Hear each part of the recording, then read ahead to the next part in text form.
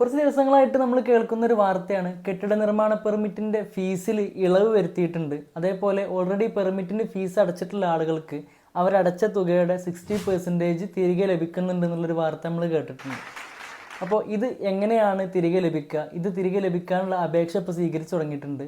ആ അപേക്ഷ സമർപ്പിക്കാൻ എന്തെല്ലാം പ്രൊസീജിയേഴ്സ് ഉണ്ട്, എന്തെല്ലാം രേഖകളാണ് നമ്മൾ സമർപ്പിക്കേണ്ടതെന്ന് നമുക്ക് നോക്കാം. Welcome to Home voices.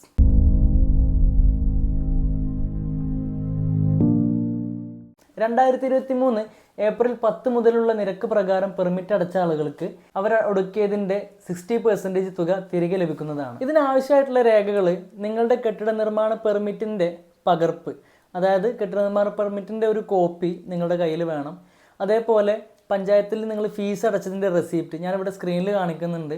പഞ്ചായത്തിൽ ഫീസ് അടച്ചതിൻ്റെ റെസിപ്റ്റ്, നിങ്ങളുടെ ഒരു ആധാർ കാർഡിൻ്റെ ഒരു കോപ്പി, ആരുടെ ഉടമസ്ഥതയിലാണോ ഈ ഒരു പെർമിറ്റ് ഉള്ളത് അയാളുടെ ബാങ്ക് അക്കൗണ്ടിൻ്റെ ഡീറ്റെയിൽസ്, നാഷണലൈസ്ഡ് ബാങ്കിൻ്റെ ഡീറ്റെയിൽസ് ആണ് ഇവിടെ നമ്മൾ സമർപ്പിക്കേണ്ടത്.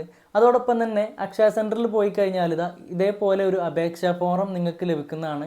അത് പൂരിപ്പിച്ചിട്ട് ഇതേപോലെ ഒരു അപേക്ഷ കൂടി ഈ അപേക്ഷാ ഫോറത്തിൻ്റെ കൂടെ എഴുതി കൊടുക്കേണ്ടതാണ്. ഇത് കഴിയുമ്പോൾ ഇതേപോലെയുള്ളൊരു റെസിപ്റ്റ് നിങ്ങൾക്ക് അവിടെ കിട്ടിക്കഴിയുമ്പോൾ നിങ്ങൾക്ക് മനസ്സിലാക്കാം നിങ്ങളത് ആപ്ലിക്കേഷൻ ഓക്കെ ആയിട്ടുണ്ട്.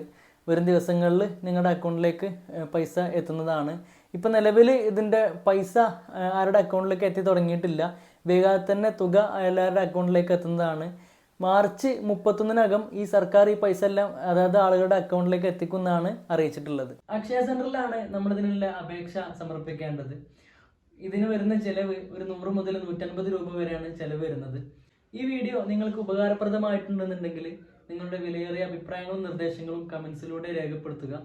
തുടർന്നുള്ള വീഡിയോസ് കാണുന്നതിന് നമ്മുടെ ചാനൽ സബ്സ്ക്രൈബ് ചെയ്യുക. Thanks for watching. This is Muhammad Ansad signing out.